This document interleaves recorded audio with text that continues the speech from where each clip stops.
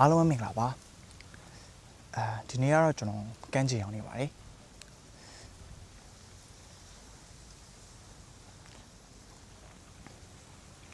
ဒီဗီဒီယိုမှာကျွန်တော်ပြောမလဲဆိုတော့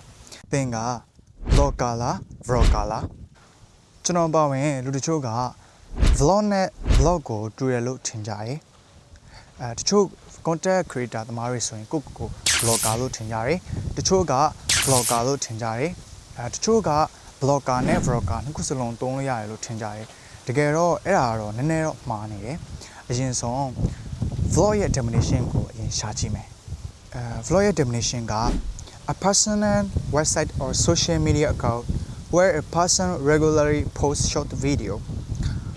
ခုန definition ရာကျွန်တော် personally အမြင်ပြောရမယ်ဆိုရင် vlog က personal ဆန်တယ်ကိုရောက်နေတဲ့နေရာကိုဖြစ်ပြနေတဲ့အရာကိုအဲ့လို cinematic ဆန်ဆန်ရုပ်ရှင်ဆန်ဆန် content video ဖန်တီးတာကို vlog လို့ကျွန်တော်ခံယူတယ်ဆိုတော့ဒါကတော့ vlog ရဲ့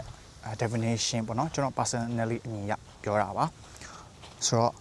blog ရဲ့အကြောင်းဆက်သွားမယ် blog ရဲ့အဓိပ္ပာယ်ကိုကျွန်တော်ဖတ်ပြပါမယ်A blog is a site or website that is regularly updated with times, often diary or general format and typically ဒီ definition အရာကျွန်တော်နားလဲသဘောပေါက်တာကတော့အဲ့လိုက blog က vlog နော် vlog က website အမျိုးအစားဖြစ်တယ်အဲ့လို तू ကလည်းအဲ့လိုပဲကိုဖြစ်နေတဲ့နေရာကိုရောက်နေတဲ့နေရာကိုအဲ့ဒီ website မှာ update လုပ်လို့ရတယ်အခုနောက်ပိုင်းဆိုရင်အဲ့ဒီ website တွေမှာတော်တော်များများကဓာတ်ပုံတွေဗီဒီယိုတွေပါထည့်လာကြတယ်ဆိုတော့ blog ဆိုတာက website မျိုးစားဖြစ်ပြီးတော့အဲ့လို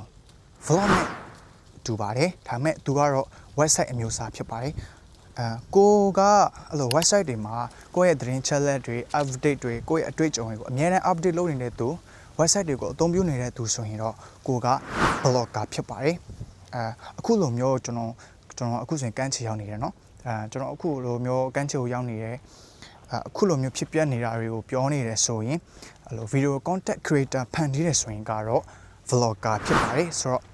blogger နဲ့ vlogger နဲ့ကမတူပါဘူးနည်းနည်းကွဲပါတယ်ဒီဗီဒီယိုလေးကိုကြည့်ပြီးတော့ဘုဒ္ဓတတစ်ခုရနိုင်မယ်လို့ကျွန်တော်မျှော်လင့်ပါတယ်နောက်ထပ်ဗီဒီယိုမှာပြန်ဆုံပါမယ် See you the next video bye bye